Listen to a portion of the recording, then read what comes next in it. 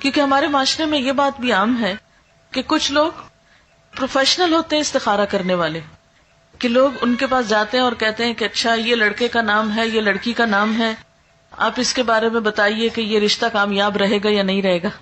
اب آپ دیکھیے کہ ایک تیسرے شخص کو کہاں سے پتا چل گیا، اس کے پاس کون سا سورس ہے یہ جاننے کا کہ اس نے کل کے فیوچر میں جھانک کے دیکھ لیا آج یہ رشتہ کامیاب ہوگا یا نہیں ہوگا. ایسی چیزیں بھی انسان کے لیے توہمات کے دروازے کھولتی ہیں اور اس کے لیے پریشانیوں کا سبب بنتی ہیں، اور ایسی چیزوں پر بھی یقین نہیں کرنا چاہیے کیونکہ اللہ کے سوا غیب کا علم کسی کو نہیں. اچھا، پھر بعض لوگ یہ کہتے ہیں کہ کسی اور کو کہتے ہیں کہ تم میرے لیے استخارہ کر کے دو. اب آپ دیکھیے استخارے کی دعا میں لکھا ہے یا اللہ اگر یہ بات میرے لیے اچھی ہے تو کر دے. اب اگر کوئی آپ کے لیے استخارہ کر رہا ہے تو وہ کیا پڑھے گا کہ میرے لیے اچھی ہے تو کر دے، یا زیادہ زیادہ یہ کہے گا یا اللہ اس کے لیے اگر اچھی ہے تو کر دے. اچھا، بعض لوگ استخارے کے ساتھ خواب کو لازم کر دیتے ہیں. وہ کہتے ہیں استخارہ اور خواب لازم و ملزوم چیز ہے. اکثر لوگوں کو کہا جاتا ہے استخارہ کر لیں تو پھر وہ کہتے ہیں اتنے دن استخارہ کیا ہمیں تو کوئی خواب نہیں آیا ابھی تک. ہمیں بہت سے لوگ اس پہ پریشان ہوتے رہتے ہیں، ہمیں نہیں سمجھ آتی، کوئی خواب نہیں آیا ابھی تک ہمیں. یاد رکھیے کہ قرآن اور سنت کی روشنی میں استخارے کے لیے خواب کا آنا کوئی ضروری نہیں ہے. وہ سمپلی کیا ہے، ایک دعا ہے، یا اللہ اگر یہ کام اچھا ہے تو مبارک ہو جائے، آسان ہو، نہیں اچھا تو اس کو ہٹا دے، دور کر دے مجھ سے. اگر آپ کی دعا قبول ہو گئی تو اس کام میں اگر بہتری ہوئی تو ہو جائے گا، اور اگر ہو گیا تو وہ مبارک ثابت ہو گیا، اور اگر بہتری نہیں تو وہ بات بن ہی نہیں پائے گی. تو استخارہ نہ تو نکالا جاتا ہے اور نہ ہی نکلوایا جاتا ہے، استخارہ تو کیا جاتا ہے. اور استخارے کا مطلب کیا ہوتا ہے؟ خیر کی دعا مانگنا. ہمارے ہاں اس کا کانسیپٹ کیا ہے کہ ہم یہ سمجھتے ہیں کہ شاید استخارہ غیب کا علم جاننے کا نام ہے. اس کو ہم نے ایک طرح کی فال بنا لیا ہے، جبکہ فال لینا بھی اسلام میں پسندیدہ نہیں ہے، کیونکہ غیب کا علم تو اللہ کے سوا کسی اور کو ہے ہی نہیں. کل کیا ہونے والا ہے یہ کسی کو نہیں پتا. کوئی شخص بھی جو یہ غیب دانی کا دعویٰ کرے یا اس قسم کی کوئی بھی باتیں کرے وہ ہمارے دین میں پسندیدہ نہیں. اسی لیے ہمیں کسی نجومی کے پاس جانے سے منع کیا ہے، ہاتھ دکھانے سے منع کیا ہے، چھپی باتیں معلوم کرانے سے اور ذائچے بنوانے سے منع کیا گیا ہے، کیونکہ یہ ساری چیزیں انسان کے لیے نقصان دہ ہوتی. انسان توہمات کا شکار ہو جاتا ہے، انسان کوئی ڈیسیژن نہیں لے پاتا. اسی لیے ہمارے دین میں ایسی کوئی چیز نہیں کہ کالی بلی آگے نظر آ گئی راستے میں تو یہ منحوس ہے، یا کوا بول پڑا تو کوئی آ جائے گا، یا جوتی الٹ گئی تو کچھ ہو جائے گا. یہ چھوٹی چھوٹی چیزیں جو ہمارے معاشرے میں ہر کلچر میں کچھ نہ کچھ ایسی باتیں عام ہوتی ہیں کہ صبح سویرے اگر فلاں شخص سے ملاقات ہو گئی تو یہ میرے لیے اچھا نہیں. ہمارے دین میں کیا ہے کہ ہر خیر اور شر کا مالک اللہ ہے. کوئی کسی کو نقصان نہیں دے سکتا جب تک اللہ نہ چاہے، کوئی کسی کو فائدہ نہیں پہنچا سکتا جب تک کہ اللہ نہ چاہے.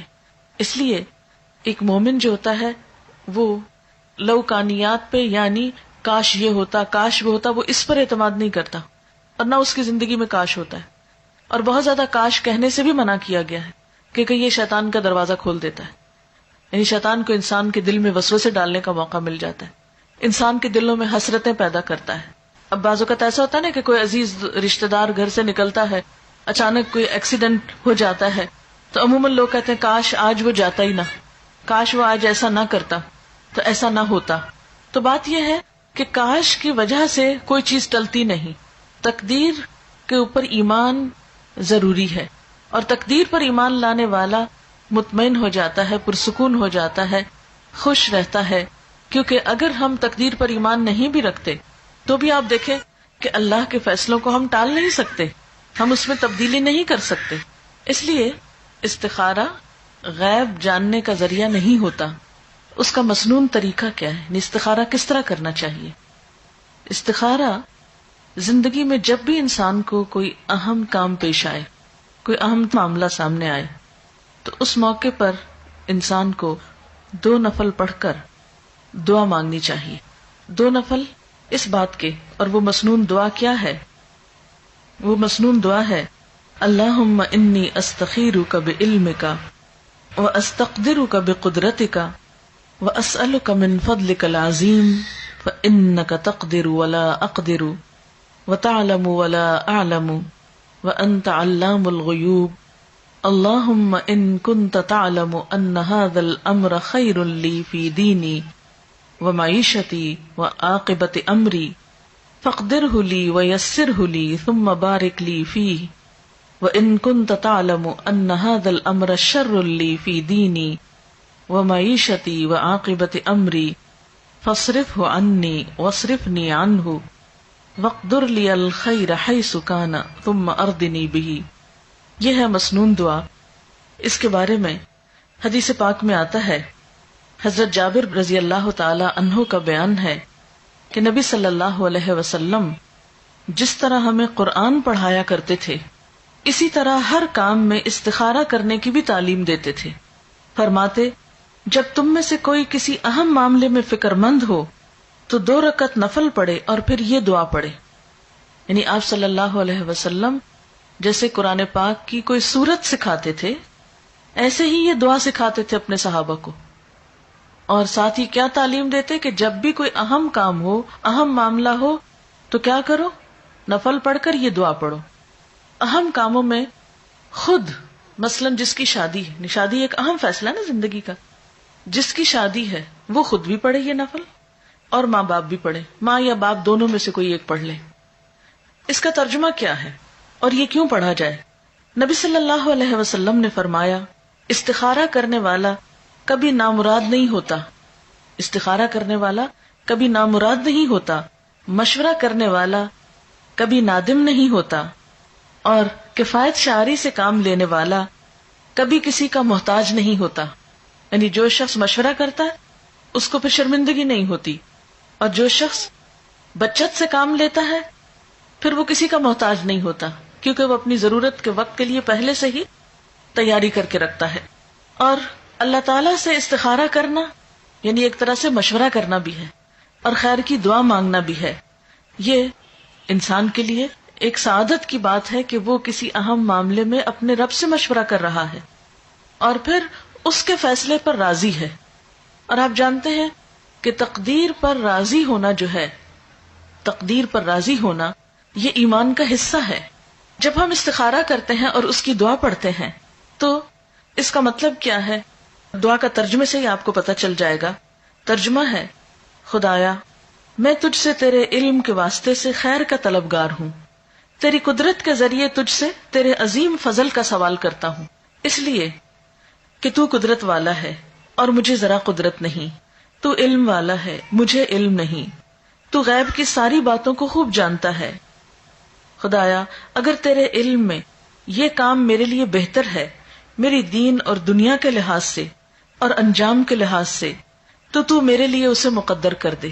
یعنی جب کسی بھی کام کے لیے ہم استخارہ کریں تو اس کو ذہن میں رکھنا چاہیے کہ اگر یہ چیز میرے دنیا اور آخرت کے لحاظ سے اچھا ہے تو اس کو میرے لیے مقدر کر دے، یعنی میری قسمت میں کر دے، میرے لیے اس کو آسان کر دے، میرے لیے اس کو مبارک بنا دے.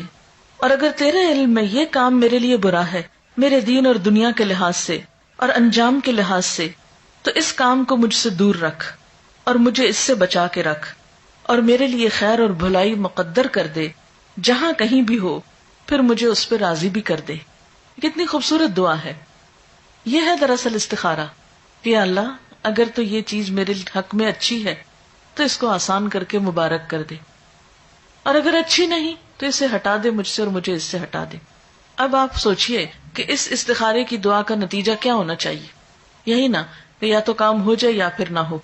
اگر ہو جائے تو پہلے سے ہی ہم نے دعا مانگ لی کہ یا اللہ اب یہ ہمارے لیے بہت اچھا ثابت ہو، اور اگر نہیں ہوتا تو بھی ہمیں اس پہ راضی ہو جانا چاہیے، تسلی ہونی چاہیے کہ اللہ کو منظور نہیں اور اس میں ضرور ہمارے لیے کوئی بہتری ہے کہ اس کام کے ہونے کا سبب نہیں بنا.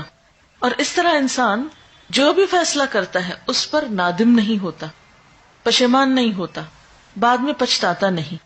اگر کام کرنے کے بعد انسان سمجھتا ہے کہ بہت اچھا رہا، سب ٹھیک ہو گیا اور اچھا رہا، تو بھی کیا سمجھتا کہ یہ میرے رب نے مجھے عطا کیا ہے، اس کو کوئی تکبر نہیں آتا اس پر. اور اگر کام ہو جاتا ہے اور بعد میں دیکھتا کہ اس کا نتیجہ اچھا نہیں نکلا تو بھی اس میں ندامت نہیں ہوتی کہ میں نے تو اللہ سے دعا کی تھی، اگر پھر بھی ٹھیک نہیں ہوا تو اس میں بھی ضرور میرے لیے کوئی سبق ہوگا. کیونکہ قرآن پاک میں یہ بھی آتا ہے نا، عسیٰ ان تحبوا شیئا وہو شر لکم وعسى ان تکرہوا شیئا وہو خیر لکم. ہو سکتا ہے کہ ایک چیز تمہیں بہت پسند ہو اور وہی تمہارے لیے اچھی نہ ہو، اور یہ بھی ہو سکتا ہے کہ ایک چیز تمہیں بالکل اچھی نہ لگتی ہو، تمہارے دل کو نہ بھاتی ہو، اور اس میں تمہارے لیے بہت بڑی بھلائی ہو. اس لیے آپ صلی اللہ علیہ وسلم نے کیا فرمایا کہ استخارہ کرنے والا کبھی نامراد نہیں ہوتا. اچھا، اب آپ دیکھیے کہ جیسا کہ آپ صلی اللہ علیہ وسلم نے فرمایا ہے کہ خدا سے استخارہ کرنا اولاد آدم کے لیے سعادت کا باعث ہے. تقدیر پہ راضی ہو جانا بھی اولاد آدم کے لیے سعادت یعنی خوش قسمتی کی بات ہے، اور انسان کی بدبختی یہ ہے کہ وہ اللہ سے استخارہ نہ کرے اور خدا کی قضا پر یعنی تقدیر پر ناخوش ہو. یہ بدبختی کی بات ہے. اچھا، یہ ہے استخارے کی روح اور یہ ہے اس کی جسٹ.